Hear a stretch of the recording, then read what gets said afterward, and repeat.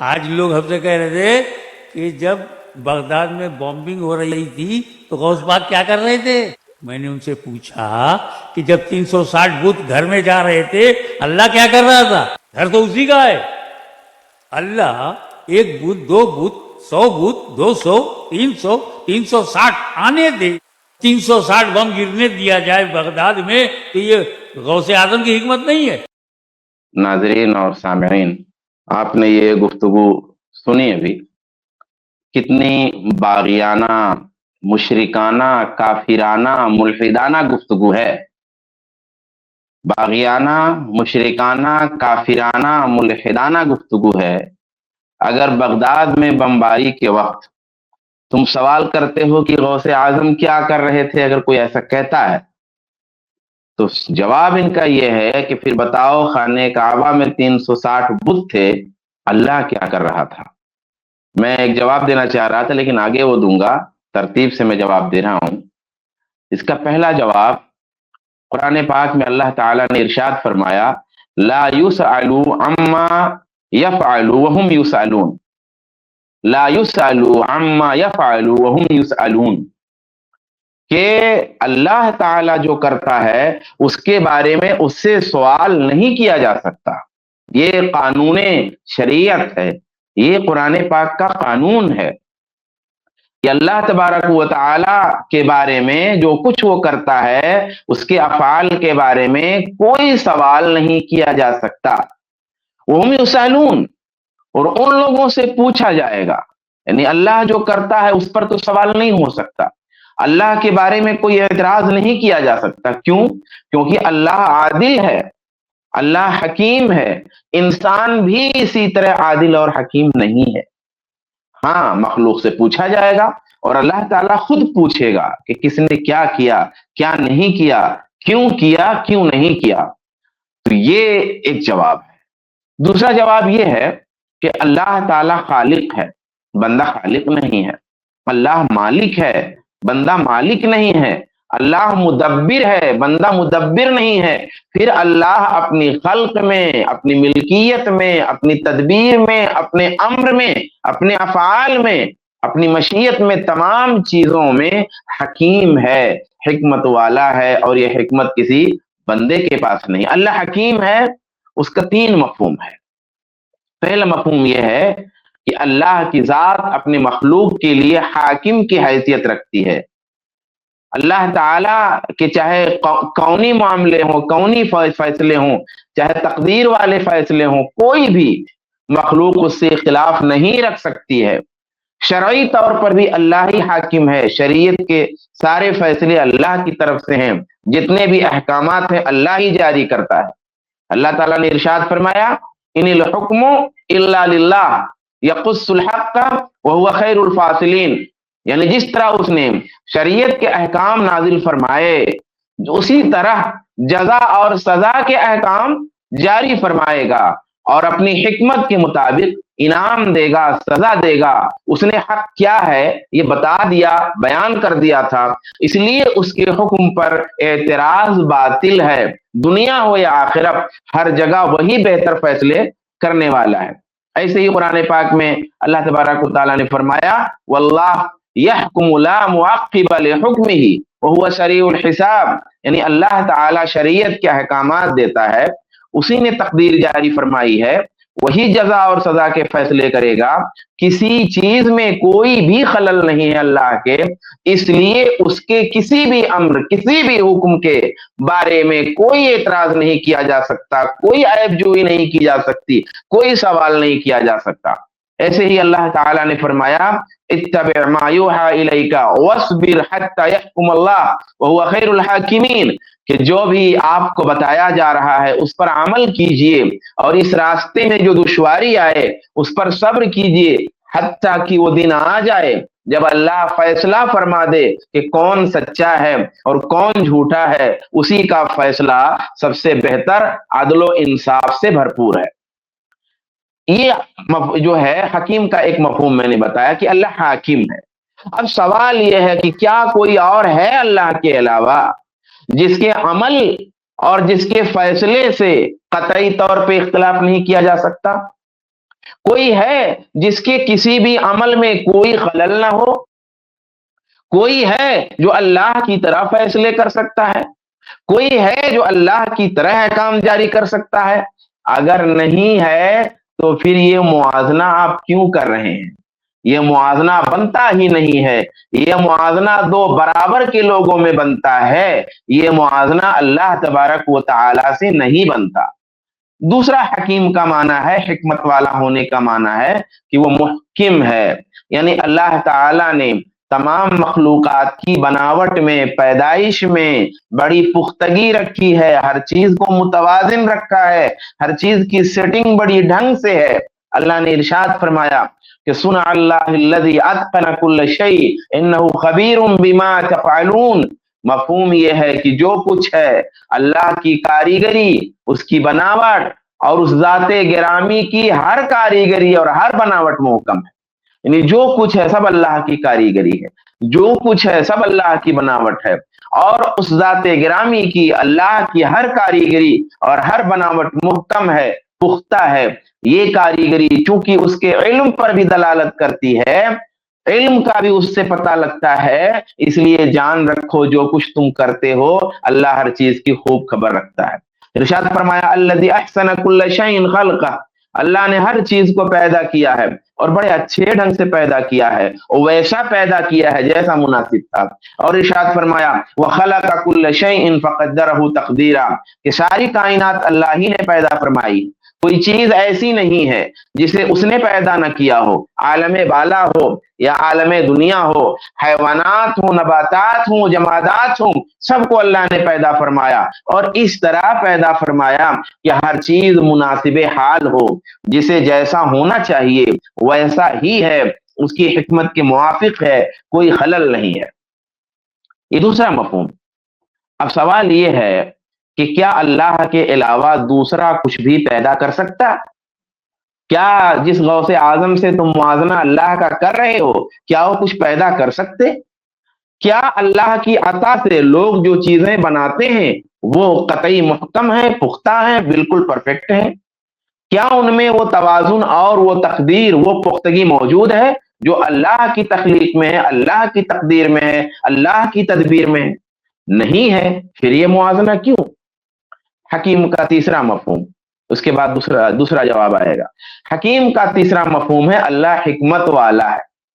اب یہاں ٹھہر کر کے میں سمجھاؤں گا کہ حکمت والا ہے اللہ. تو اللہ حکمت والا ہے، تو حکمت والا ہے کہنے کا کیا مطلب ہوتا ہے؟ تو جب کہتے ہیں ہم کہ اللہ حکمت والا ہے، حکیم ہے، یہ تیسرا مفہوم، تو مطلب ہوتا ہے کہ اللہ نے جو بھی تدبیر فرمائی ہے، کائنات پیدا کی اللہ نے، اور اللہ اس کائنات کی تدبیر فرما رہا ہے، اس کائنات کو چلا رہا ہے، تو اس کی تدبیر میں اور اس کے چلانے میں کوئی خلل نہیں ہے، کوئی دقت نہیں ہے، کوئی پریشانی نہیں ہے. ہر چیز کو اللہ نے وہیں رکھا ہے جہاں اسے ہونا چاہیے. اللہ جو بھی کہتا ہے، جو بھی کرتا ہے، ہر صورت میں درست ہوتا ہے. یہ حکمت کا معنی ہے. اللہ جو بھی کہتا ہے، جو بھی کرتا ہے، ہر صورت میں درست ہے، غلطی کا کوئی امکان نہیں ہے. بندہ اگر کچھ کرتا ہے، کچھ کہتا ہے، اس میں غلطی کا امکان ہے. تو جس ذات میں غلطی کا امکان نہیں ہے، جس کے افعال میں، جس کے ارادے میں، اس ذات کا موازنہ ایسی مخلوق سے کرنا یا مخلوق سے کرنا کہ جس کے یہاں ہمیشہ غلطی کا امکان ہے. تو جس کے یہاں غلطی کا امکان نہیں ہے اس کو ملایا اس سے جس کے یہاں غلطی کا امکان ہے.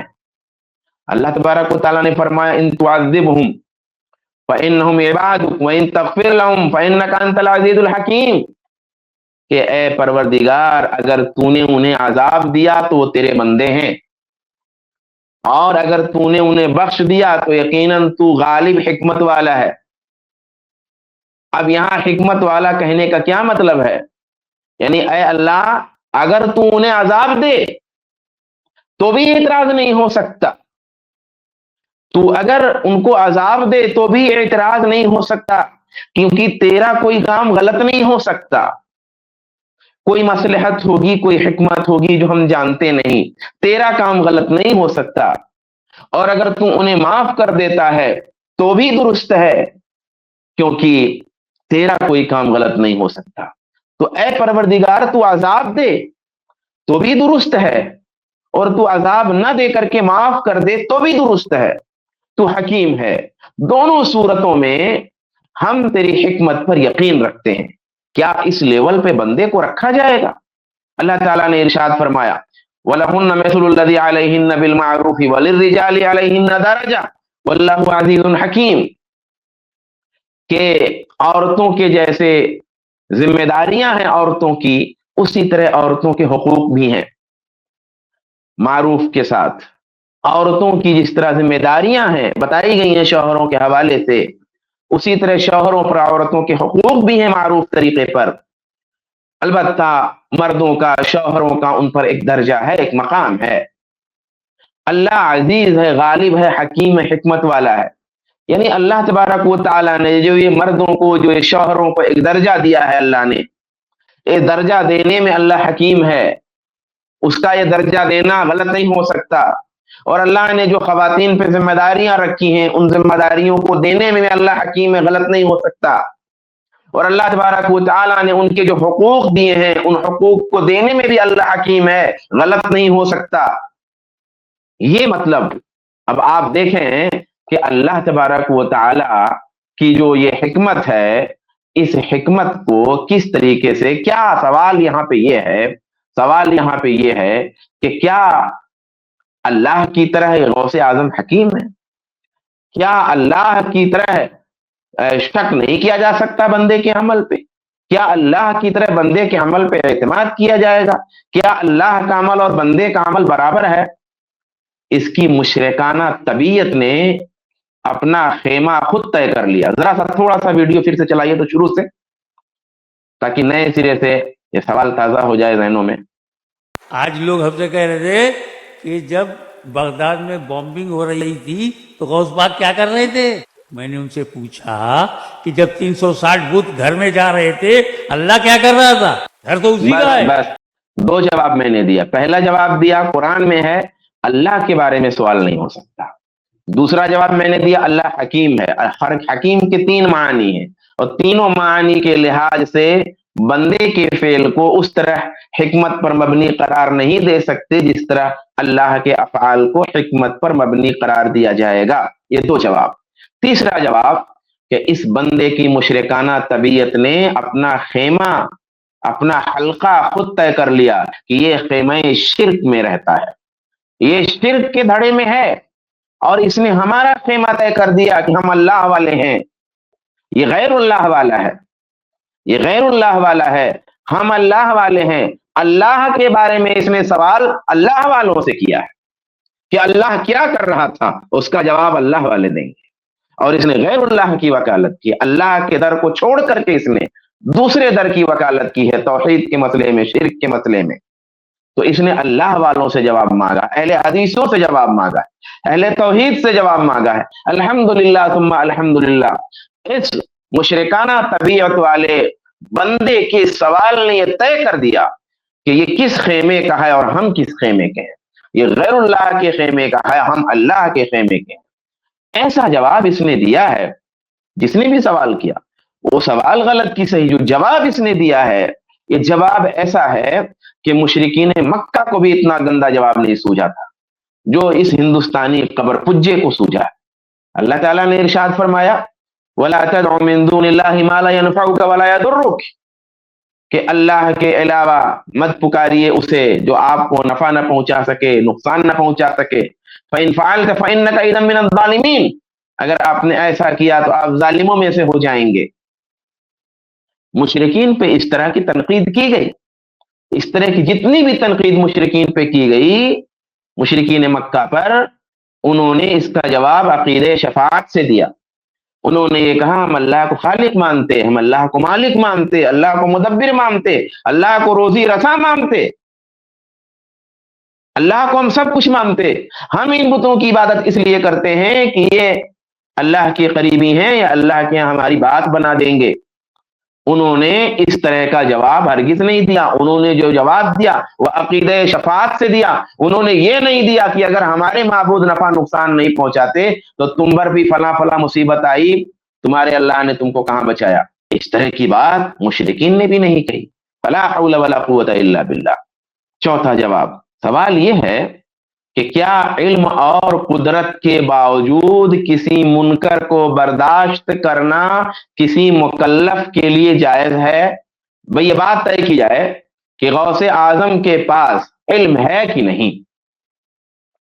یہ کہیں گے غوث اعظم کے پاس قدرت ہے کہ نہیں, کہیں گے ہے, کیونکہ بھائی اگر نہیں ہے تو پھر واقعی نہیں بچا سکتے, اور اگر ہے تو پھر جواب دو.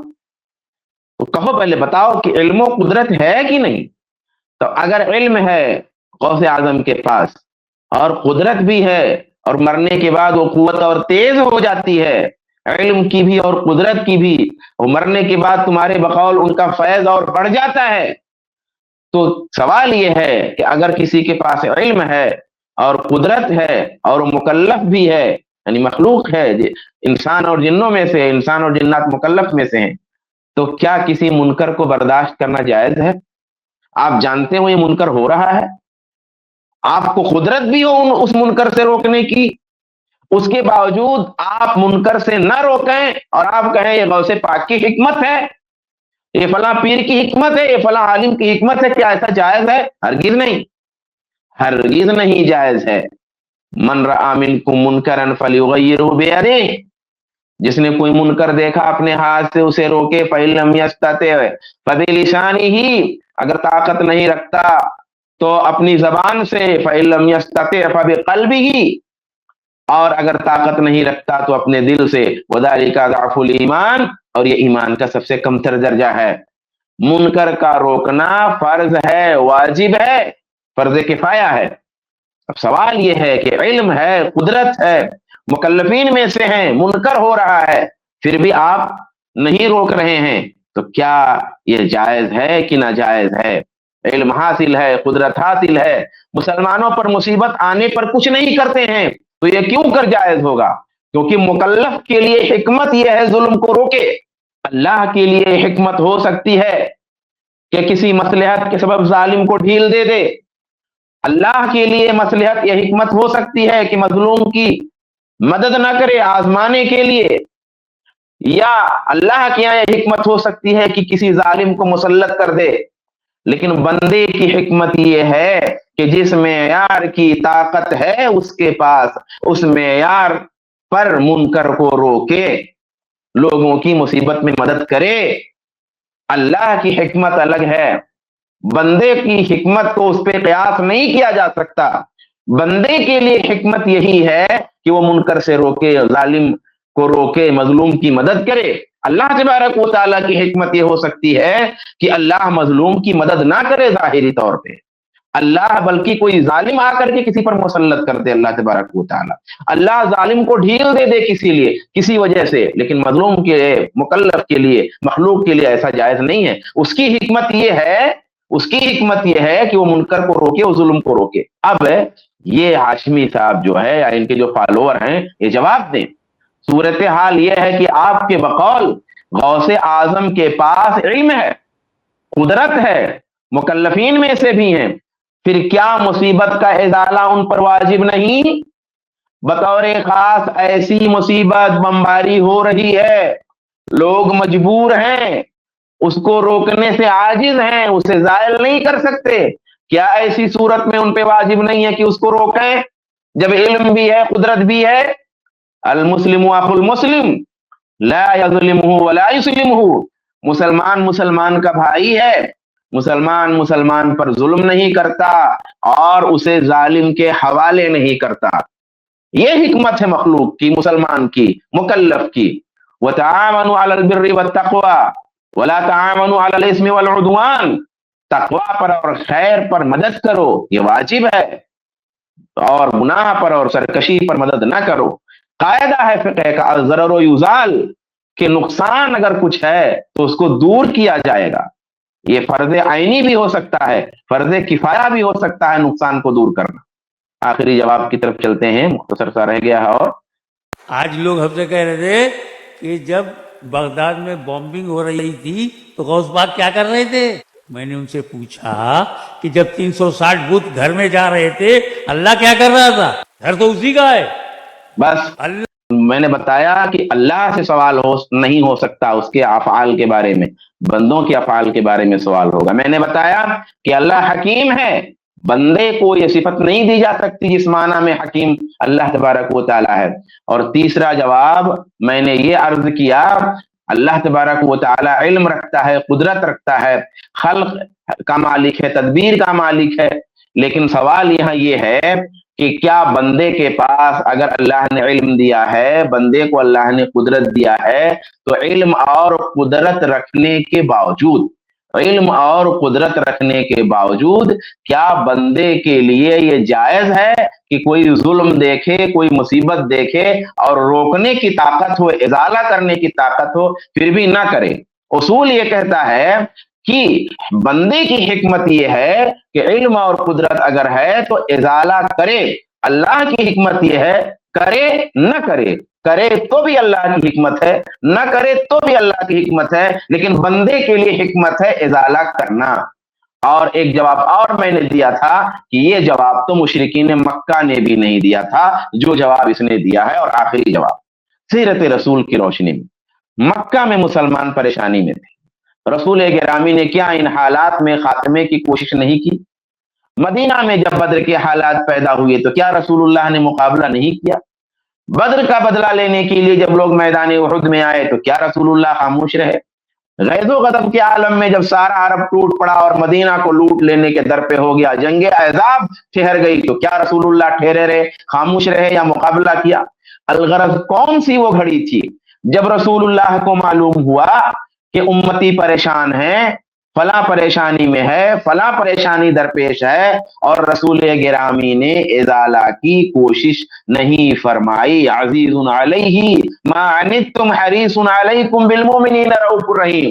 اب جب تم کہتے ہو کہ غوث پاک علم رکھتے ہیں، غوث پاک قدرت رکھتے ہیں، غوث پاک مدد کرتے ہیں، دور دور ملکوں میں ان کی مدد پہنچتی ہے، لوگ پکارتے ہیں، وہ کشتی کو سنبھال دیتے ہیں، ڈوبتی کشتی نکال دیتے ہیں، ڈوبتے ہوئے کو نکال دیتے ہیں، آگ میں جلتے ہوئے کو بچا دیتے ہیں، چھوٹے سے چھوٹے بڑے سے بڑے معاملے میں وہ دستگیری فرماتے ہیں، وہ غوث اعظم ہیں، ان کے پاس علم ہے، قدرت ہے، تصرف ہے۔ جب یہ سب ہے تب سوال یہ ہے کہ ان پر تو لازم تھا یہ مدد کرنا، اور کہتے ہو خدا بھی نہیں بلکہ اللہ کے ولی ہیں، ان خدا نہیں بتاتے، کہتے اللہ کے ولی ہیں، علم بھی رکھتے، قدرت بھی رکھتے، یعنی مکلف ہے۔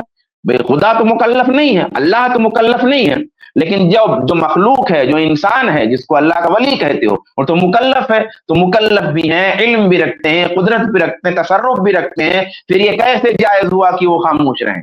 بھائی علم اور قدرت کے باوجود مصیبت کو گوارا کرنا یہ خدائی صفت ہے۔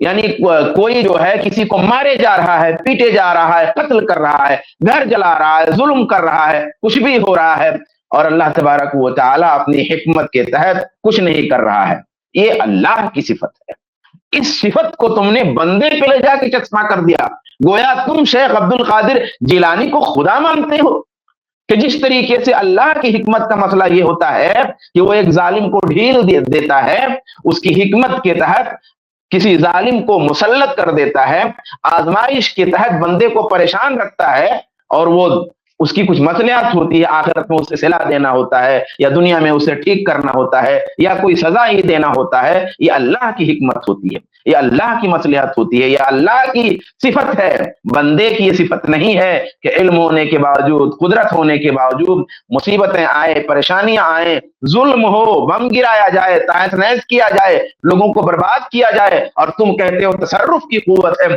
تم کہتے ہو دستگیری فرماتے ہیں، تم کہتے ہو مدد فرماتے ہیں، دور دور سے مریدوں کی سنتے ہیں، تو پھر مریدوں کی کیوں نہیں سنی؟ سوال یہاں ہوگا، یہ سوال کیا جائے گا۔ اللہ کے بارے میں یہ بات نہیں ہے، اللہ کے بارے میں تو یہ بات ہے کہ اللہ تبارک و تعالیٰ کی حکمت ہے کہ وہ ایسا کرے، اس پر بھی سوال نہیں ہے، وہ ایسا نہ کرے، اس پر بھی سوال نہیں، مگر بندے کے بارے में ऐसा कोई नहीं है, कुफरिया अकीदा है, ये शिरकिया है, ये मुशरिकाना तबीयत है। अल्लाह तबारक व तआला ऐसे मुशरिक तबीयत वालों को, मुशरिकाना मिजाज रखने वालों को अल्लाह तबारक व तआला हिदायत अता फरमाए।